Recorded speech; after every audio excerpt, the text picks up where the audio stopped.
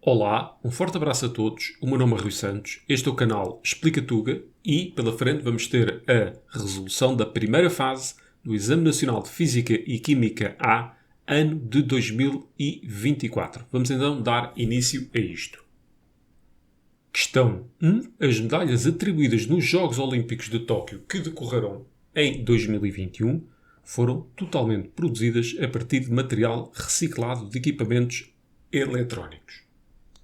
A figura 1 apresenta a massa de cada medalha de ouro, de prata e de bronze e a percentagem em massa dos elementos que a constituem. E destaca aqui a medalha de bronze porque bronze é uma liga metálica de cobre e estanho, não de cobre e zinco. De qualquer das formas, vamos lá esquecer isso. 1.1. Complete o texto seguinte selecionando a opção correta para cada espaço. Escreva na folha de respostas cada uma das letras seguida do número que corresponde à opção selecionada. Vou já tratar disso. A interação responsável pela formação de ligações químicas é de natureza nuclear, gravítica ou eletromagnética. E é eletromagnética, opção 1. E, como qualquer interação de natureza eletromagnética, ela pode ser repulsiva, se for entre cargas de sinal igual, e atrativa, se for entre cargas de sinal contrário. Logo, 3. Nas medalhas, a ligação química ocorre, e se calhar até vou começar pelo fim, porque se trata de uma ligação metálica, e numa ligação metálica é válido o modelo do mar de eletrões, em que temos aqui os cationhos do metal ou da liga metálica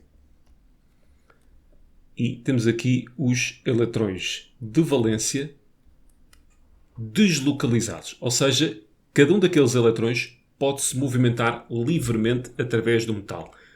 E é por isso que os metais são bons condutores de eletricidade.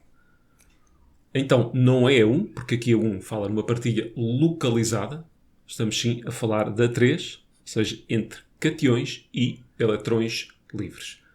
Completando aqui, 1, 3, 3, 2. 1.2. Na medalha de ouro, o número de átomos de prata, quando comparado com o número de átomos de ouro, é aproximadamente quanto? Bem, vamos olhar aqui para a massa total da medalha de ouro, 556 gramas, e temos aqui a percentagem em massa de cada um daqueles elementos. Logo, a massa de prata é igual à massa total da medalha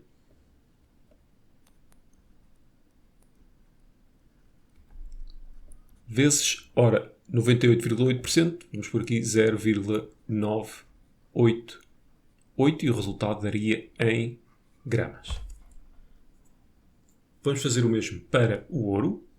Massa de ouro na medalha, os mesmos 556 vezes, ora, 1,2%, e ficaríamos com o valor também em gramas. Lembrar agora que massa molar é igual a massa sobre a quantidade de matéria, de onde vem que a quantidade de matéria é igual à massa sobre a massa molar. Bem, nós queremos aqui a relação entre o número de átomos de prata e o número de átomos de ouro.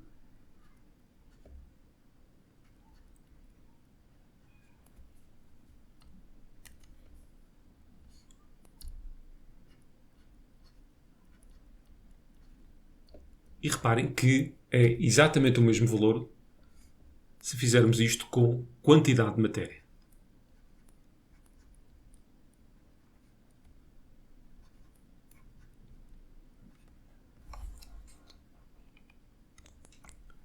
Reparem que para converter quantidade de átomos em número de átomos bastaria para isso multiplicar pelo número de Avogadro, mas como teríamos de fazer o mesmo aqui em denominador, estes dois valores iriam cancelar. Continuando. Em cima temos a quantidade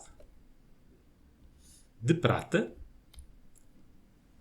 Vamos ter de dividir a sua massa pela massa molar. A massa está aqui.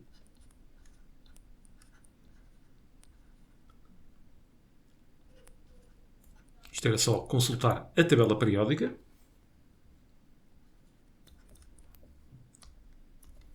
Vamos fazer o mesmo para o ouro.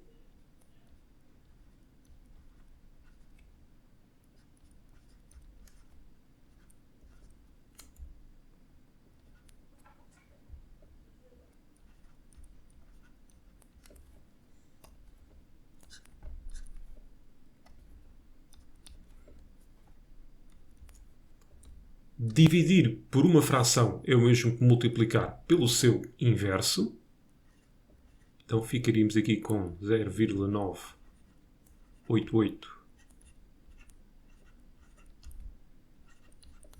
vezes a massa molar do ouro.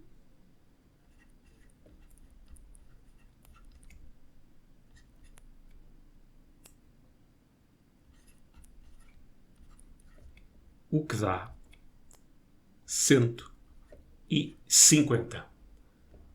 De onde a resposta correta era a resposta D. 1.3. O cobre tem dois isótopos naturais, o cobre 63 e o cobre 65. A massa isotópica relativamente do cobre 63 é 62,93 e existem 4,653 moles deste isótopo na medalha de bronze. Determine a percentagem em massa do isótopo cobre 63 e tomem atenção aqui que houve pessoal que se espalhou por causa disto. Não é na medalha, é apenas no cobre da medalha. Apresenta então todos os cálculos efetuados. Mais uma vez, massa molar igual a massa sobre a quantidade de matéria, onde massa é igual a massa molar vezes quantidade de matéria. Vamos tratar primeiro do cobre 63, ou seja, massa do cobre 63 é igual à quantidade de matéria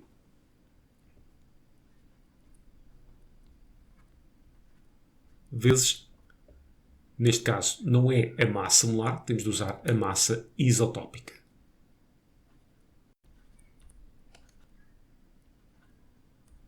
O que dá 292,8 gramas. Massa de cobre na medalha.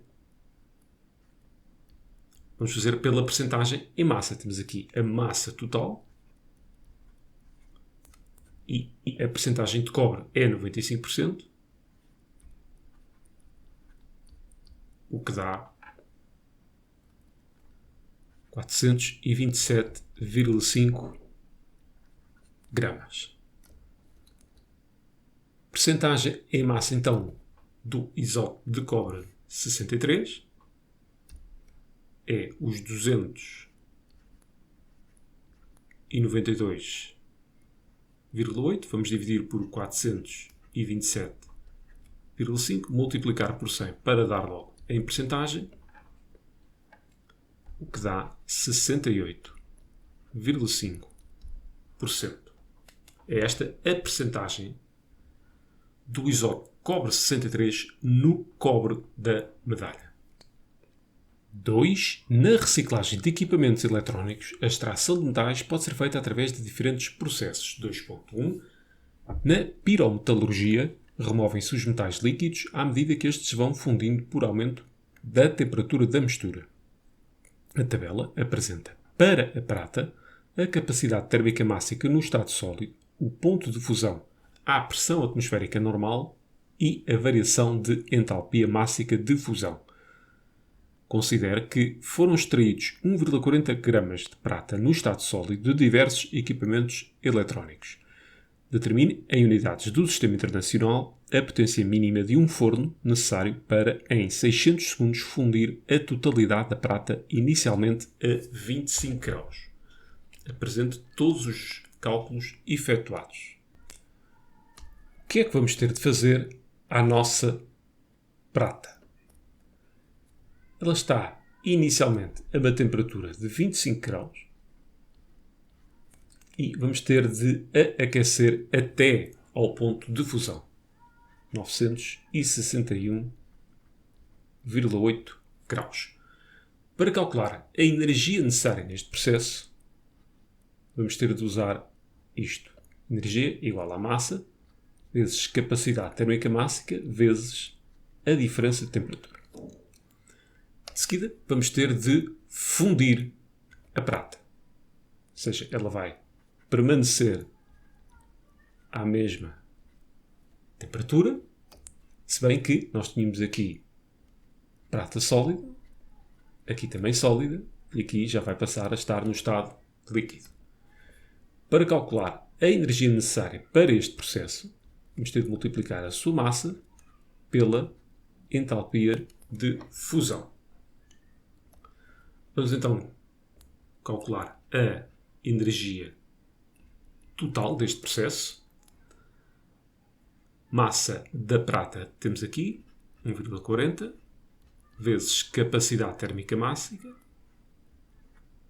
vezes diferença de temperatura,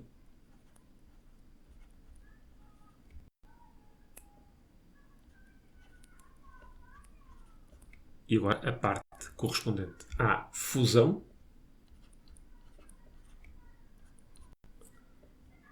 e aqui 105, tomem atenção às unidades, kJ, por isso tem que multiplicar por 1000, ou seja, 10 ao cubo. E isto dá 4,552 vezes 10 à quinta joule.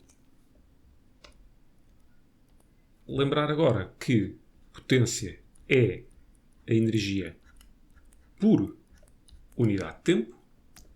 Então, para calcular a tal potência que nos pedem, basta para isso dividir aquele valor que ali temos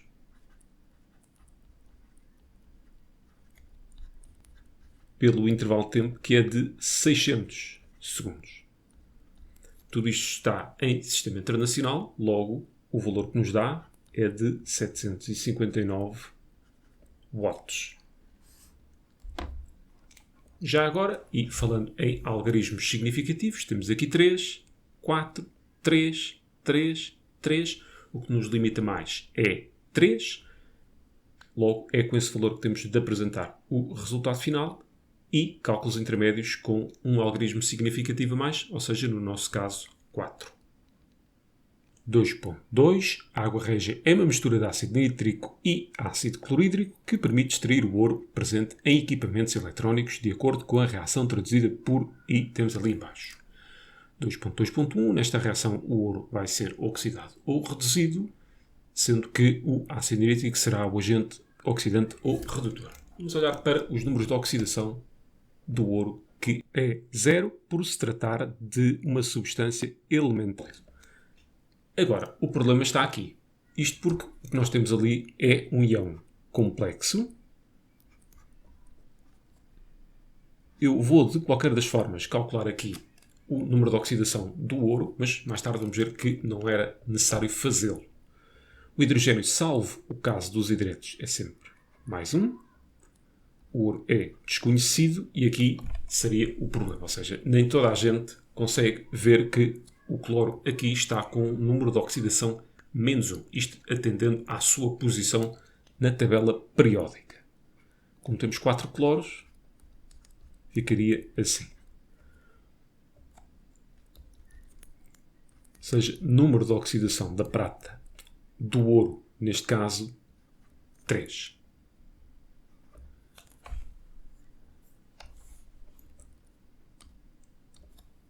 Então, daqui para aqui, vamos ter a perda de eletrões. Agora, a perda de eletrões era sempre garantida, porque nós temos aqui o ouro com número de oxidação 0. Nenhum metal vos vai aparecer com número de oxidação negativo. Por isso, o caminho do ouro é sempre o da oxidação. É sempre o caminho da perda de eletrões. Se eram 3 ou 4, não interessa. Então, ele oxida-se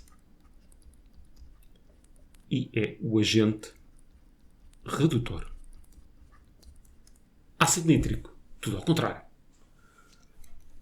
Então, vou tirar aqui estes dois, a prata e eu dar-lhe com a prata. O ouro foi oxidado e o ácido nítrico, se aqui é redutor, então é o oxidante. Resposta A.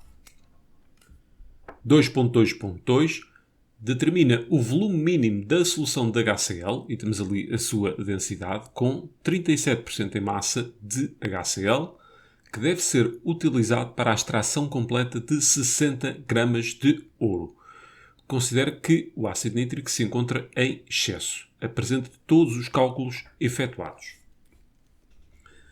Estas proporções que estão aqui patentes na equação química são válidas em quantidade de matéria, por isso começamos por converter aqui massa em quantidade de matéria para o caso do ouro. Vamos começar então por aí. A quantidade de matéria é igual à massa sobre a massa molar. Então, a quantidade de ouro irá ser os 60 gramas sobre a massa molar do ouro, que é 196,97. E isto dá 0,305 moles. O ácido nítrico está em excesso, logo a quantidade de ácido clorídrico é na proporção de 1 para 4, ou seja, precisamos de 4 vezes mais do que isto de HCl.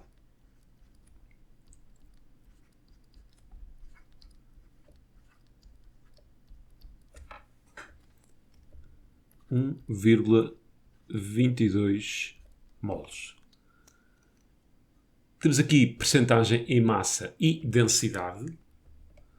Logo, vamos ter de fazer o caminho inverso, ou seja, vamos ter de voltar a pôr isto em massa.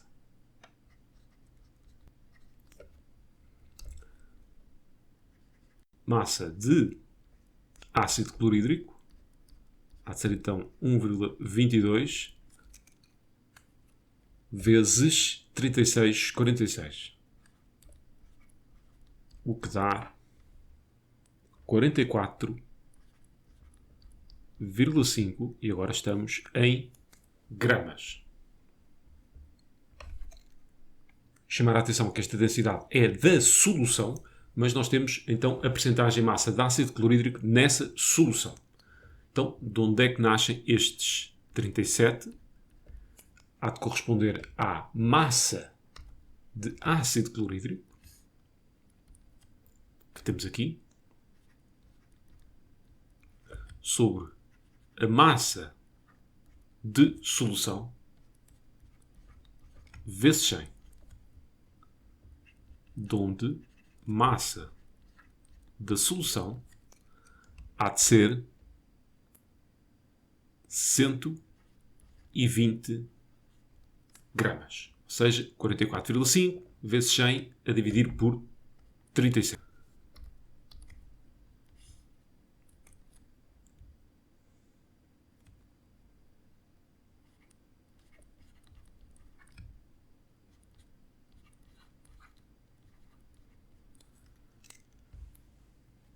Já não falta muito. Temos que densidade é igual a massa sobre o volume. Aplicando isto à solução, ficamos então que o volume de solução é igual à massa de solução, 120.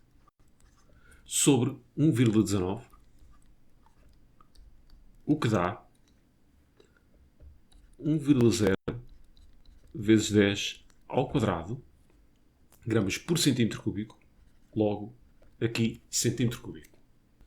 Porquê é que eu escrevi 1,0 vezes 10 ao quadrado e não 100? Tem a ver com os algarismos significativos. O que nos limitava mais eram aqueles 37% com 2 algarismos significativos, cálculos intermédios com 3, resultado final com 2, logo eu não conseguiria escrever isto como 1,00, tive que escrever como 1,0 vezes 10 ao quadrado. É em notação científica.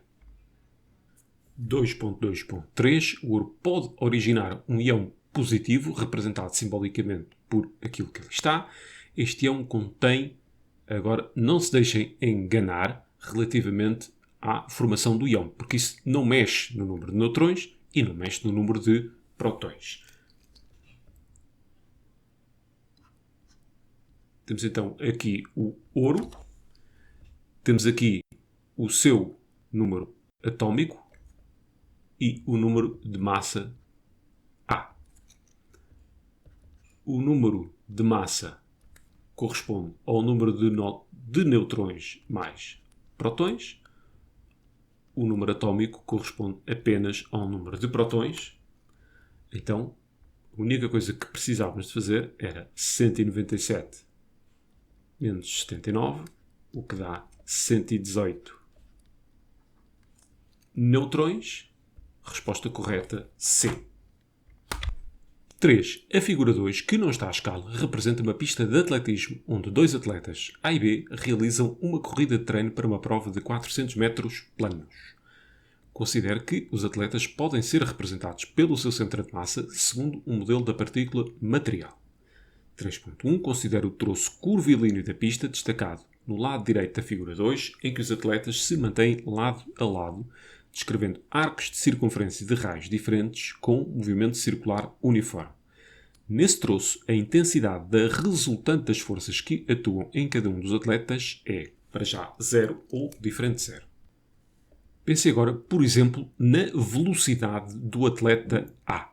E pensem em velocidade enquanto grandeza vetorial. Isto porque a intensidade dessa velocidade não vai sofrer alterações ao longo daquele percurso. Isto, mais uma vez, para o atleta A. Isto porque temos movimento circular uniforme. No entanto, a velocidade vai mudar em direção.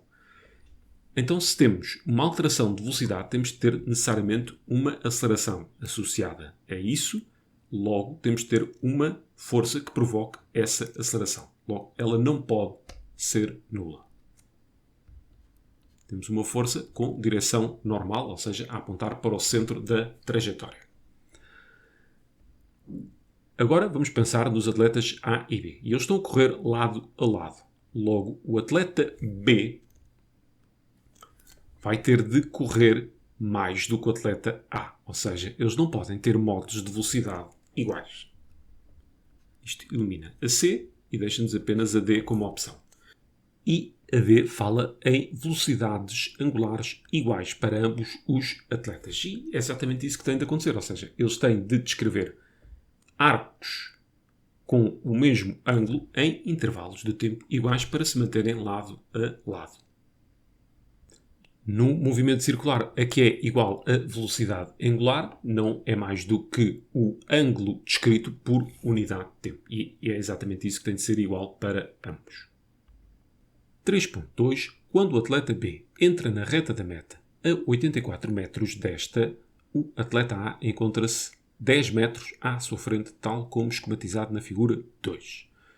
Considere que, nesse instante, os moldes das velocidades dos dois atletas são 6,5 metros por segundo e que, até chegar à meta, o atleta A mantém o movimento retilíneo e uniforme, enquanto o atleta B se movimenta retilineamente com uma aceleração constante de módulo 0,10.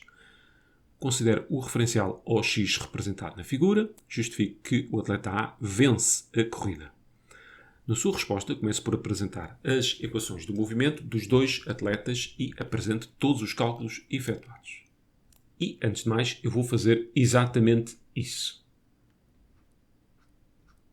No formulário temos a equação dos movimentos.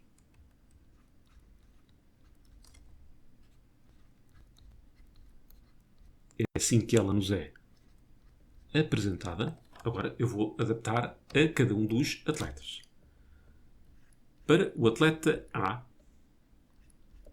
ele tem movimento retilíneo uniforme. Bem, para já, a posição inicial é 10. Velocidade inicial 6,5. Atenção aqui também ao referencial, é positivo.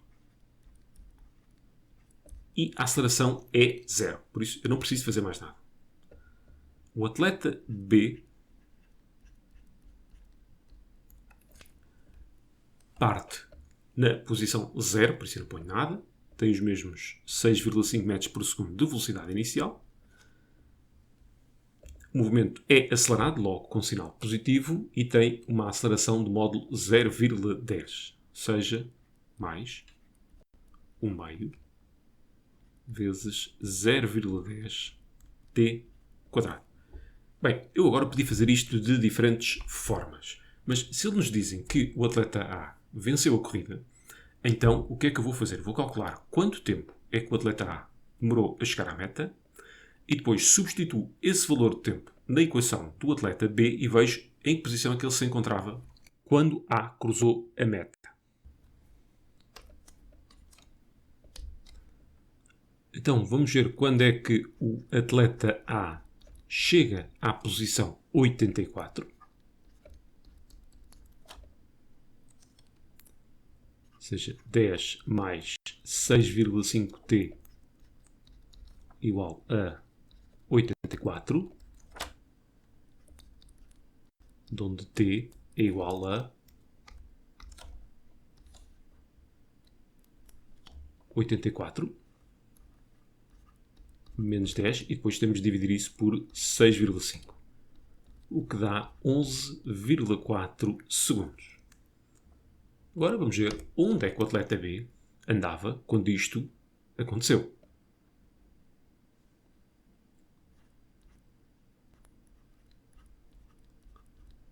É só substituir.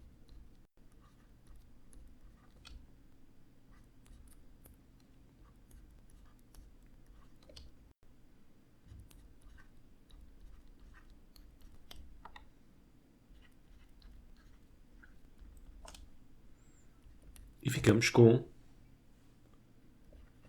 80,6 metros. Porquê é que foi esta a minha opção? Eu podia ver agora, por exemplo, quanto tempo é que o atleta B demorou a chegar à meta. Tenho uma equação de segundo grau completa para resolver e não quero. Também podia ver a posição em que eles se encontraram. Ou seja, teria de ver o tempo que eles demoraram a cruzar-se e depois ver em que posição é que se encontravam. Mais uma vez, equações de segundo grau para resolver. Já agora, nesta última opção, a conclusão a que eu iria chegar é que eles só se cruzariam para lá dos 84 metros. Mais simples, desta maneira, isto para evitar equações de segundo grau completas. 4. A prova de 400 metros planos exige um esforço muscular intenso, o que pode levar à formação de ácido lático, que, em excesso, causa dores musculares e cansaço. 4.1. A figura 3 representa um modelo tridimensional da molécula de ácido lático, na qual todas as ligações são covalentes, simples ou duplas. Comparada com a ligação CO, a ligação CO dupla apresenta. Na primeira, nós temos aqui 2 eletrões envolvidos, ou seja, a partilha de 2 eletrões, e aqui temos a partilha de 4 eletrões. Quantos mais eletrões estiverem envolvidos, mais forte é a ligação. Se a ligação é mais forte, quer dizer que nós precisamos de mais energia para quebrar esta ligação, ou seja, esta ligação é mais energética. Por outro lado, se existe uma maior atração entre o carbono e o oxigênio, isto também faz com que a ligação fique mais curta. Logo, opção correta D. Maior energia de ligação e menor comprimento de ligação. 4.2. A produção de ácido lático pode provocar uma descida de pH muscular. Quando, a uma determinada temperatura, o pH diminui em 0,5, a concentração de H3O+, aumenta ou diminui e queremos saber quanto. Lembrar aqui que concentração de H3 ou mais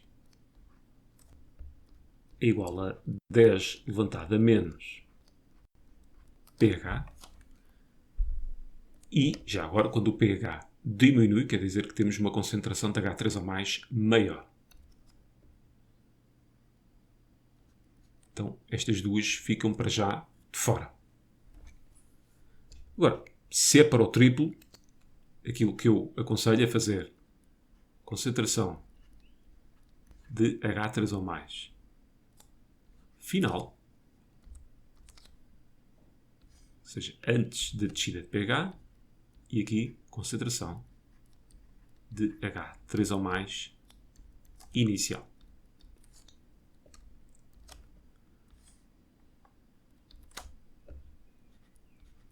(10 elevado a menos pH, não sabemos quanto é que era, e aqui 10 elevado a menos pH, e aqui a descida de 0,5. 10 elevado a menos pH mais pH menos, aliás, mais 0,5.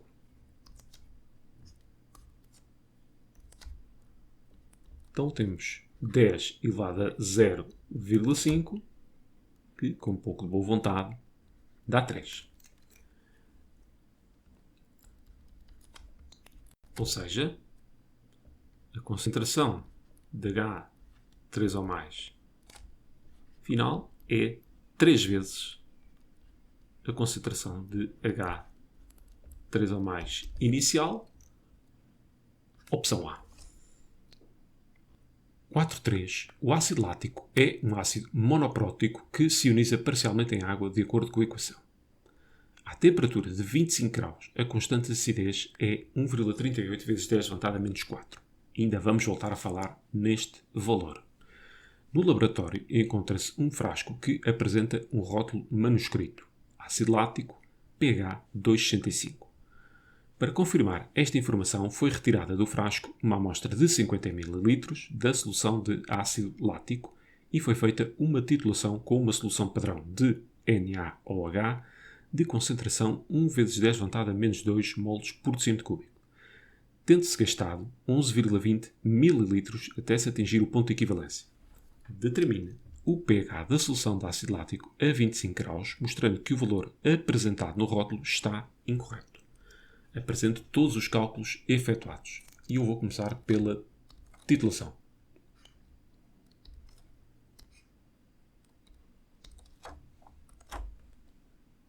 Isto é suposto ser uma bureta. Nós estamos a titular com hidróxido de sódio, que tem uma concentração 1 vezes 10 elevado a menos 2.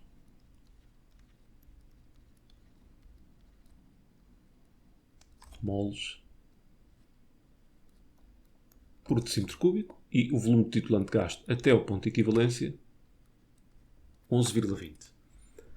Cá em baixo está o ácido lático, que eu vou escrever assim, cuja concentração é desconhecida, e temos 50 ml disto. Como o ácido é monoprótico, como o NaOH também só contribui com um OH, então, um OH menos, aliás, então temos que CaVa é igual a CbVb. Podemos usar esta equação. Então, a concentração de ácido vezes o volume de ácido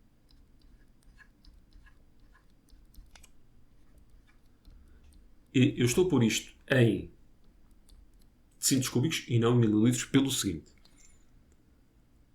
Esta equação nasce do ponto de equivalência em que o número de moles de H3 a mais iguala o de OH-. E para que isto que aqui está faça sentido em termos numéricos, eu tenho que pôr aqui vezes 10 elevado a menos 3, porque tenho mole por decímetro cúbico, e tenho que dar o volume em decímetro cúbico. seja, nestas condições eu posso dizer que aquilo que eu tenho aqui à esquerda corresponde ao número de moles de H3O+, do ponto de equilíbrio. Caso contrário, eu não poderia dizer isso. Aqui 1 vezes 10 elevado a menos 2 vezes 11,20 vezes 10 elevado a menos 3. Mas como podem ver, isto acaba por cortar. É só um preciosismo.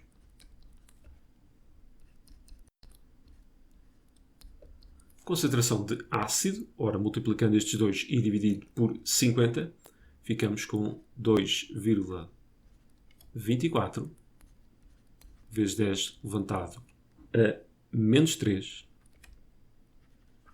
moles por decímetro cúbico. Muita gente disse erradamente que isto era a concentração de ácido lático no equilíbrio. Isto não é verdade. Isto é sim igual à concentração de ácido lático da solução.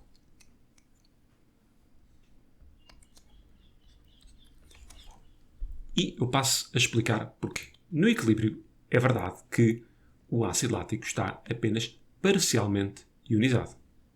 Só que depois nós fomos titular esta solução. Nós estamos a adicionar então íon hidróxido, que se vai juntar ao H3O+, para formar água. Logo, nós vamos consumir H3O+. E pelo princípio de Le Chatelier, a reação vai evoluir no sentido de repor o H3O+ consumido, logo sentido direto. Então ele acaba por se ionizar totalmente. Daí que este valor que a gente calculou não é o do equilíbrio, mas sim a concentração de ácido lático na solução que se preparou. Para sabermos então a concentração no equilíbrio, temos que fazer uma tabela de variação. Aqui, então, concentração de ácido lático da solução. Peço desculpa estar a escrever assim ácido lático, mas não tenho paciência para pôr aquilo tudo.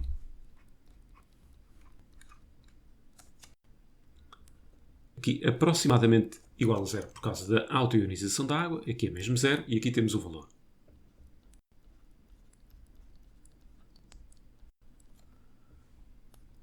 Menos x, mais x. E aqui 2,24 vezes 10 elevado a menos 3 menos x. Bem, há bocado falei do Ka. Quando o ácido é suficientemente fraco, nós fazemos a seguinte aproximação. No equilíbrio é igual à concentração inicial. Acontece que ele está com aquele valor que nem é carne nem é peixe. Logo, eu não me vou safar à equação de segundo grau. Ka, que é 1,38 vezes 10 elevado a menos 4, há de ser igual à concentração do ácido lático ionizado, que é x, o de H3O+ também é x, e aqui menos 3 menos x. Isto vai ficar, de certa maneira, horrível. 1,38 vezes 10 elevado a menos 4 vezes isto.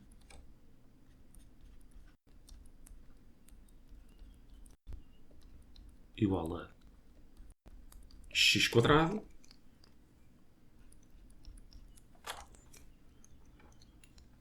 Fazendo aqui a distributiva e rearranjando isto tudo, vamos ficar com o seguinte.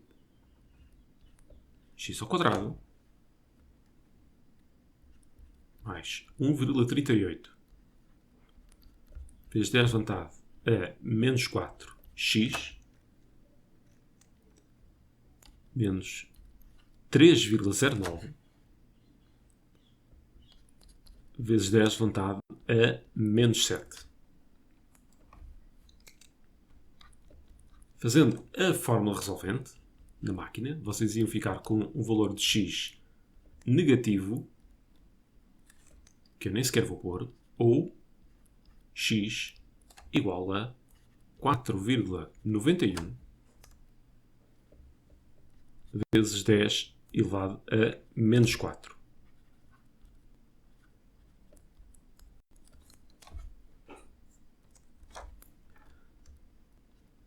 pH igual a menos logaritmo da concentração de H3 ou mais. Então, pH igual a menos logaritmo desta coisa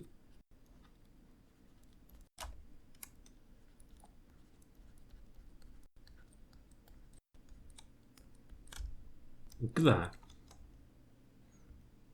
3,31, o que é diferente do que estava no frasco, que era 2,65. Então, coisas com que vocês têm de ter cuidado. Quando se faz uma titulação ácido-base, independentemente do ácido ser forte ou fraco, nós ficamos sempre com a concentração inicial, ou seja, a concentração da solução que nós preparamos. Não ficamos com a concentração do equilíbrio. E depois, esta situação que não é tão comum em exame, geralmente o ácido é sempre fraco e podemos fazer aquela aproximação. Neste caso, essa aproximação não era válida, houve quem a tivesse feito. Tivemos mesmo de fazer a equação de segundo grau, de onde nasceram dois valores de x possíveis. O valor de x negativo não faria sentido. E depois foi só fazer o logaritmo desse valor e ficámos com o valor de pH que não correspondia ao valor que estava escrito no frasco. 4.4. Associe cada um dos átomos no estado fundamental apresentados na coluna 1 à afirmação correspondente apresentada na coluna 2. Escreva na folha de respostas cada letra da coluna 1 seguida do número correspondente da coluna 2. A cada letra corresponde apenas um número. Já tenho aqui os diagramas de caixas prontos para fazer a distribuição eletrónica. Vamos começar pelo carbono. Número atómico 6. Então temos um S2, 2S2. E aqui lembrem-se de respeitar a regra de Hund. Ou seja, vamos ficar com duas orbitais semi-preenchidas. O oxigênio tem mais 2 eletrões. Logo, uma das orbitais P vai ter de ficar totalmente preenchida. Eu preenchi aquela, podia ter preenchido totalmente qualquer uma das três. São degeneradas, ou seja, têm a mesma energia. Hidrogênio, aqui está.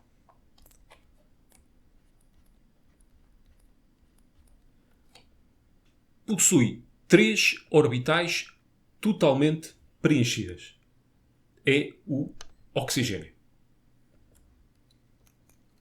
Então, vamos por aqui na B. Tem 4 eletrões de valência, é o carbono. Eletrões de valência só vamos contar ali das 2s para a frente. E o carbono tem 2 eletrões na orbital 2s e depois tem outros 2 nas orbitais 2p. Tende a formar íons dipositivos estáveis. Ou seja, seria um destes átomos que, ao perder eletrões, ficaria com a camada de valência totalmente preenchida.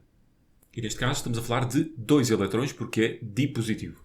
Ora, nenhum deles tem essa tendência. O oxigênio tem sim a tendência a ganhar 2 eletrões para ficar com a camada de valência toda preenchida, mas isso forma íons di-negativos. Logo, ninguém tem esta tendência. Adquire configuração de gás nobre ao ganhar um eletrão. Bem, se juntarmos ali um eletrão àquele hidrogênio, ele fica com configuração de gás nobre. Neste caso, o hélio. Então, vamos por aqui 4. Apresenta todos os eletrões de valência emparelhados. Ninguém tem os eletrões de valência todos emparelhados.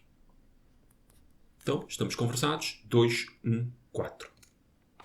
5. As lesões desencadeiam processos inflamatórios que geralmente levam a um aumento localizado da temperatura. Em medicina desportiva, obtêm-se imagens com gradientes térmicos corporais chamadas termografias para diagnosticar lesões. A figura 4 apresenta uma imagem termográfica que revela um aumento da temperatura θ da região medial do joelho de um atleta. Na termografia, registra-se a intensidade. Qualquer corpo quente emite radiação, e já agora emite fotões de qualquer comprimento de onda, mas por estar à temperatura perto da temperatura ambiente, ele emite radiação com um pico na região do infravermelho. Então, é isso exatamente que a câmara vai registar. Isto é uma câmara de infravermelhos. E estamos a falar de radiação emitida pelo atleta. Se fosse absorvida pelo atleta, nós não tínhamos forma de detectar isso no aparelho. Ou seja, o aparelho vai registar a radiação emitida pela pessoa. O desfibrilhador automático externo, DAE, é um aparelho que, através da aplicação de uma descarga elétrica no tórax, permite reverter a paragem cardíaca. Nos recintos esportivos, o DAE é fundamental para socorrer os atletas em caso de paragem cardíaca. Considere que uma descarga elétrica transfere uma energia E quando aplicada a um paciente cujo tórax apresenta uma resistência elétrica R e é submetido a uma diferença de potencial U. A duração dessa descarga elétrica pode ser calculada por... Bem, primeira coisa, partir aqui da potência, que é energia sobre o intervalo de tempo, que é exatamente isso que se quer calcular. Então, a duração desta descarga será igual à energia sobre a potência.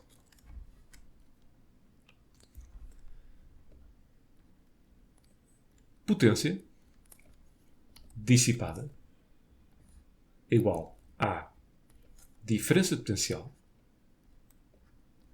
vezes a corrente elétrica. Por aqui ao lado. Por outro lado, nós sabemos também que resistência elétrica é igual à diferença de potencial sobre a intensidade de corrente. E nós não vemos intensidade de corrente em nenhuma das opções. Quer dizer que vamos ter de eliminá-la dali.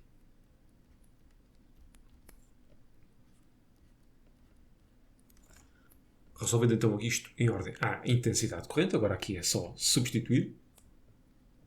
Ficar com E. Aqui U vezes U sobre R, rearranjando isto, que o R vem cá para cima e aqui em baixo temos um U ao quadrado. Opção A. 6.2. A corrente elétrica que circula nos fios de cobre do desfibrilhador consiste no movimento de, quando falamos em corrente elétrica, é movimento de eletrões, que se dá necessariamente do polo negativo para o positivo. Eu vou desenhar aqui um circuito simples.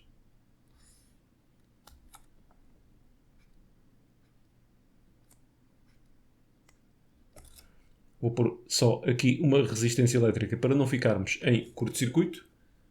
E temos então que o movimento de eletrões se dá necessariamente neste sentido. O que é que pode ter feito confusão nesta pergunta? É o sentido convencional da corrente elétrica, que é o sentido contrário ao movimento dos eletrões, que se dá do polo positivo para o negativo e que seria então o movimento de cargas positivas. Agora, sentido real, movimento dos eletrões do sentido negativo para o positivo, falta só assinalar a opção correta. Então, eletrões livres do polo negativo para positivo. Aqui está. 7. Um atleta com 70 kg efetua pequenos saltos verticais durante o treino. A figura 5, que não está à escala, representa esquematicamente um salto vertical desse atleta. Este inicia o movimento a partir do repouso, instante T0, perde o contacto com o solo em T1, atinge a altura máxima em T2 e volta ao contacto com o solo T3. Considera que o atleta pode ser representado pelo seu centro de massa segundo o modelo da partícula material. A resistência do ar é para ser desprezada. Entre os instantes T0 e T1 decorre 0,20 segundos. Entre T1 e T2 são 0,15. 7.1. Determine a intensidade da força de reação que, em média, o Sol exerce no atleta entre os instantes T0 e T1. Apresento todos os cálculos efetuados. Eu vou começar por fazer um balanço de forças à pessoa ali entre os instantes T0 e T1.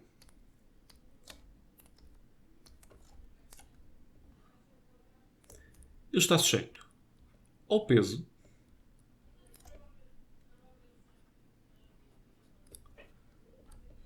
e está sujeito à normal, que não é mais do que a força que o solo exerce sobre a pessoa. E destas duas nasce uma força resultante que é a responsável por acelerar a pessoa desde a velocidade 0 até a uma velocidade, vou chamar aqui V1, por causa do instante V1, que é a velocidade com que ele sai disparado do Sol. Então agora temos que ir ao instante T1 e T2, aquele intervalo de tempo, e ver o que é que se passa ali.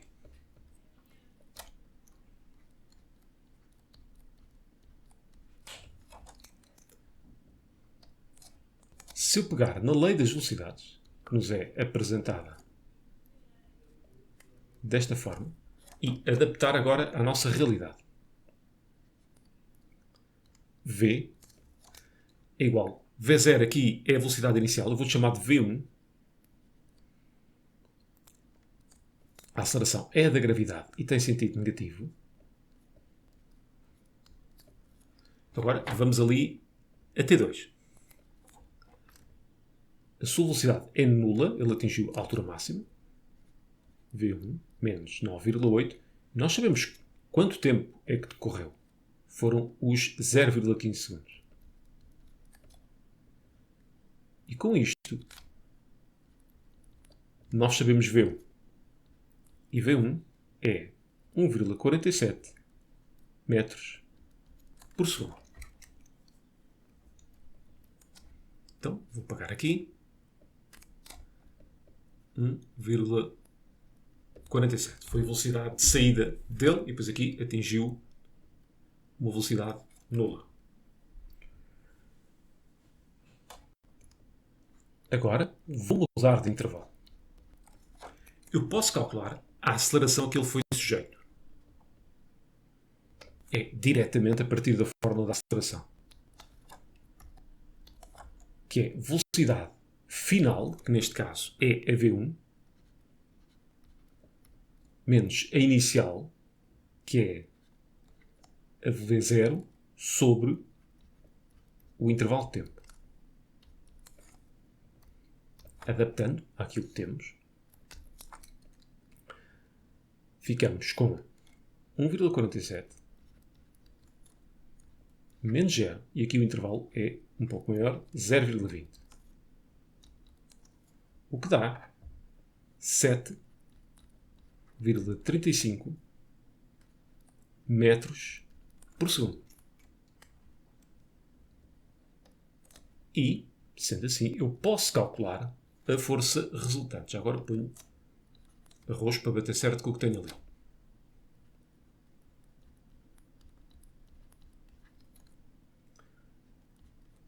Força resultante é igual a massa vezes aceleração. Ficamos então com este valor. Vamos calcular a normal aqui. Então, a normal tem de fazer o quê? Tem de compensar o peso, que é massa, vezes a aceleração da gravidade. E daí ainda tem de nascer aquela força resultante. Ou seja, ainda temos de lhe somar aqueles 70 vezes 7,35. E ficamos com uma força de 1,2 vezes 10 ao cubo Newton, ou seja, 1200 Newton. Vamos rever. Temos aqui o balanço de forças àquela pessoa entre os instantes T0 e T1. E o que é que aconteceu? Nós temos o peso e temos a normal. Destas duas tem de sair uma força resultante que faça com que ele acelere. Tivemos de usar os instantes T1 e T2, usamos a lei das velocidades para calcular a velocidade inicial, que neste caso era a velocidade em 1.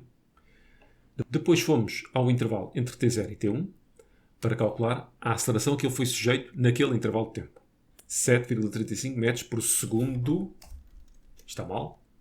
Metros por segundo quadrado. Com isto, podemos calcular a força resultante ali entre T0 e T1. E depois era voltar aqui, ou seja, a normal tem de compensar o peso e dali ainda tem de sobrar qualquer coisa para a força resultante. Somamos as duas, 1200 newtons. 7.2. Qual dos esboços do gráfico seguintes representa o trabalho realizado pela força gravítica que atua no atleta, em função do deslocamento D durante o seu movimento ascendente?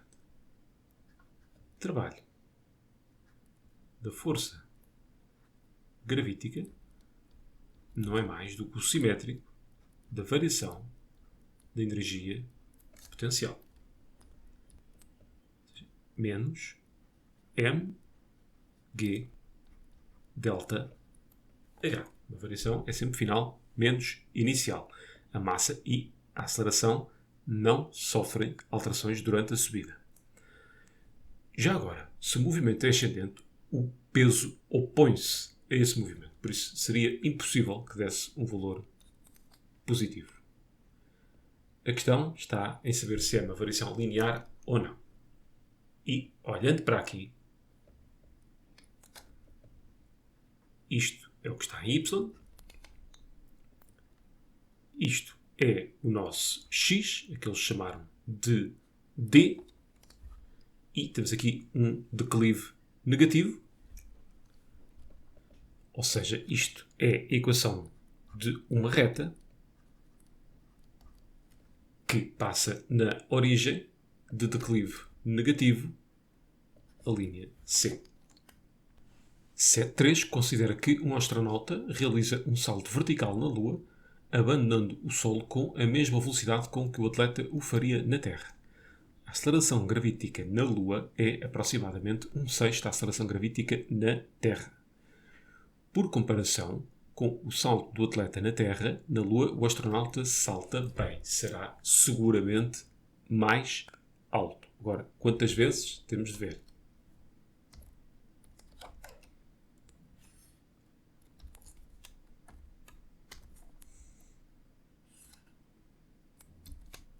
Então, vamos por ele aqui a saltar no solo até àquele ponto que corresponde à altura máxima.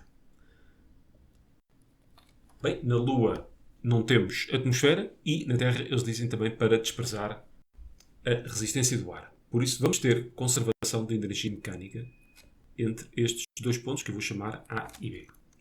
Então, energia mecânica em A é igual a de B.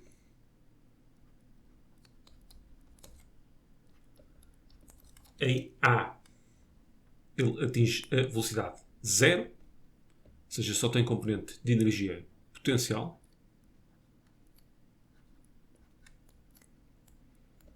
Cá em baixo só temos componente de energia cinética, ou seja, a energia potencial é nula.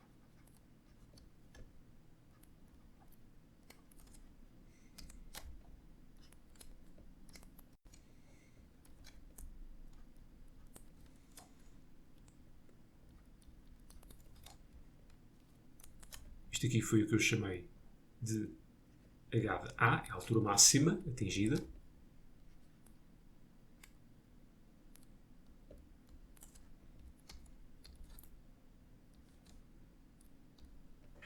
Que é igual à velocidade em B ao quadrado sobre 2 vezes a aceleração. E eu aqui estou a pensar numa aceleração genérica, ou seja, nem é da Terra, nem é a da Lua. Agora, nós queremos comparar o salto do astronauta na Lua com o salto do atleta na Terra. Então, a razão entre essas alturas será dada por esta expressão. Eu vou pôr aqui a altura máxima. Lua sobre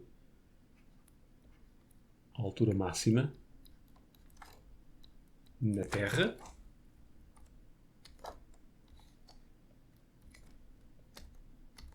preparar já isto tudo.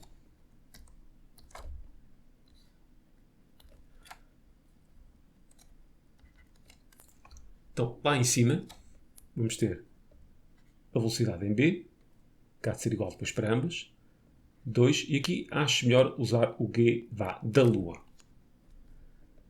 Aqui em baixo, o que é que muda? O G será o G da Terra, que será 6 vezes superior ao G da Lua. Eu achei melhor tomar como referência o G da Lua em vez de no G da Terra, porque depois teria de introduzir aqui frações e eu queria evitar isso. Quanto é que isto vai dar? Muita coisa vai cortar. Sobra apenas aqui um 6, logo ele vai atingir uma altura 6 vezes superior à linha B. 8. Um professor desafiou os alunos a planearem uma experiência para determinar um valor aproximado da velocidade de propagação do som no ar, utilizando um apito, uma lanterna, uma fita métrica e um cronómetro. É todo o material que temos disponível. 2 alunos, A e B, planearam uma experiência em que, para minimizar os erros experimentais, estariam suficientemente afastados um do outro numa zona plana e livre de obstáculos.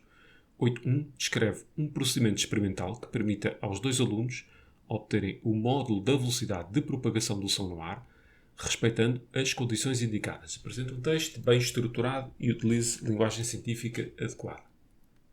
Que é exatamente isso que eu não vou fazer. Só por aqui, esquematicamente, o que é que teríamos de fazer?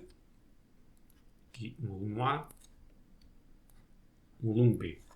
Bem, primeira coisa, alguém tem de medir a distância entre A e B. Então, um dos alunos teria de medir a distância e eu só tenho disponível com a fita métrica.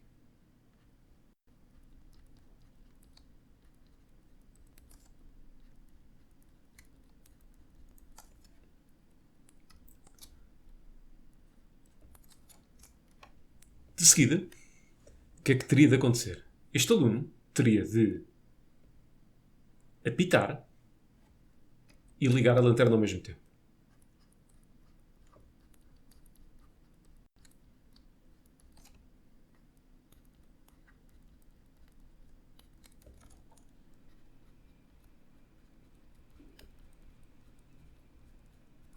Aqui em simultâneo.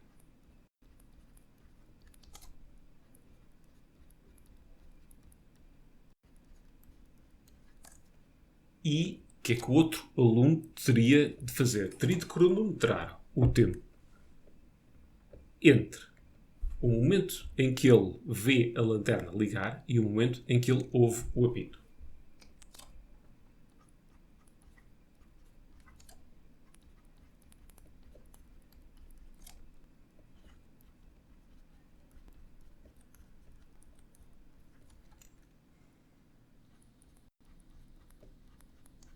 Entre a lanterna e o apito. Quando digo apito, é o momento em que ele ouve o apito. Por isso, deixo a parte do texto bem estruturado e da linguagem científica adequada com vocês. Tem aqui, basicamente, os 3 passos que vocês teriam de fazer. Bem, já agora, porque é que isto funciona? Funciona porque a luz da lanterna chega instantaneamente, ou pelo menos perto disso, de um aluno ao outro. Já o som do apito desloca-se à velocidade do som naquelas condições, temperatura, umidade, por aí fora.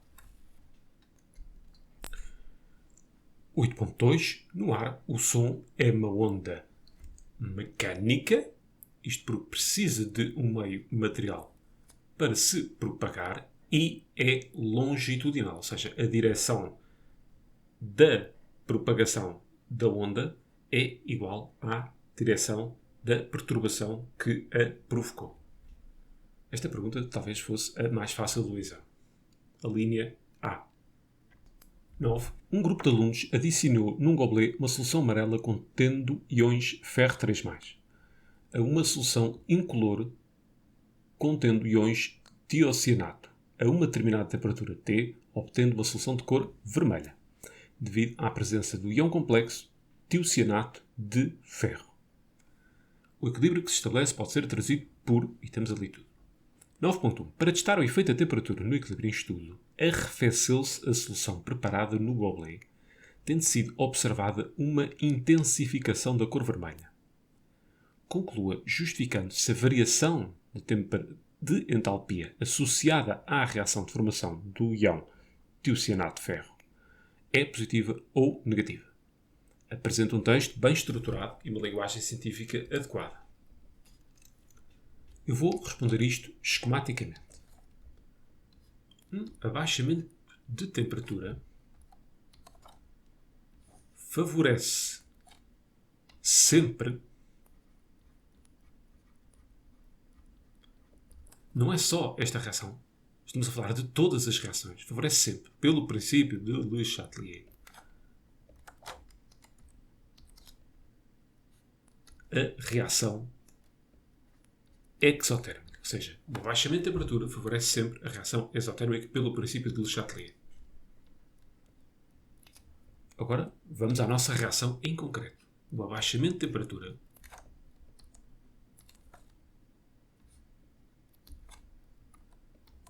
resultou numa intensificação da cor vermelha.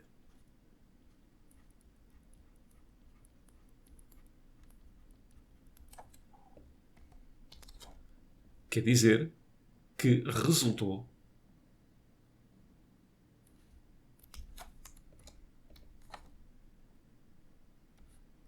no aumento da quantidade de íon tiocianato.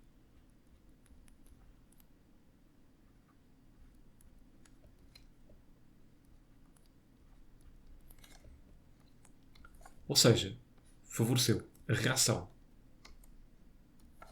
no sentido direto.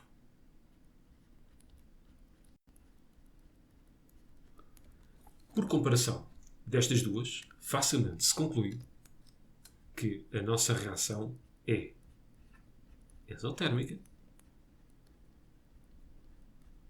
onde a variação de entalpia de reação é negativa.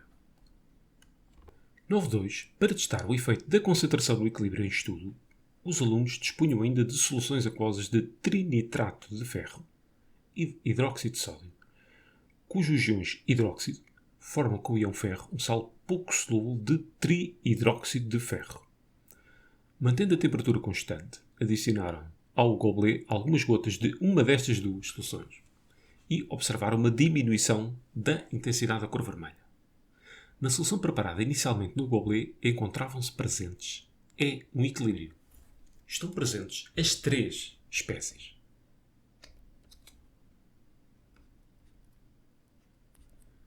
Agora, vamos ver o efeito que cada uma daquelas coisas provoca.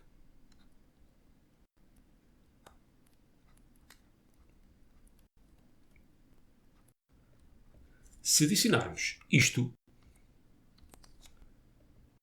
ele vai dissolver-se em água e nós estamos a aumentar a quantidade de ferro em solução. Logo, pelo princípio de Le Chatelier, ele vai querer, neste caso, compensar este aumento de ferro consumindo. Ou seja, evolui no sentido da reação direta, o que faria com que a nossa solução ficasse mais vermelha.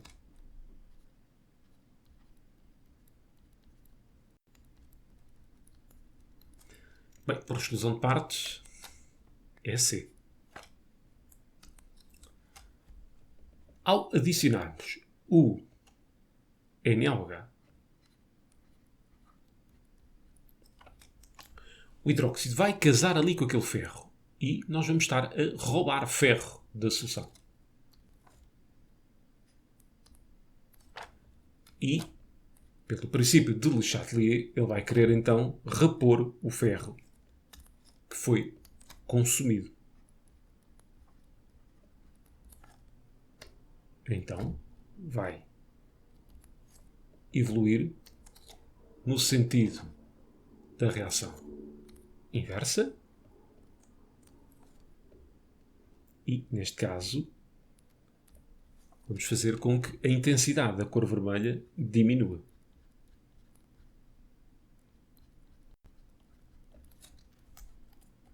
Resumindo, aqui estamos a introduzir ferro no equilíbrio. Logo, pelo princípio de Le Chatelier, ele vai querer consumir esse ferro, reação direta, o que ficaria mais vermelha. Ao adicionarmos NaOH, os íons OH vão juntar-se ali ao ferro para formar o tal hidróxido pouco solúvel. Ou seja, estamos a consumir ferro. Pelo princípio de Le Chatelier, isto vai evoluir no sentido de repor o ferro consumido, sentido da inversa. Logo, a cor vermelha vai diminuir de intensidade.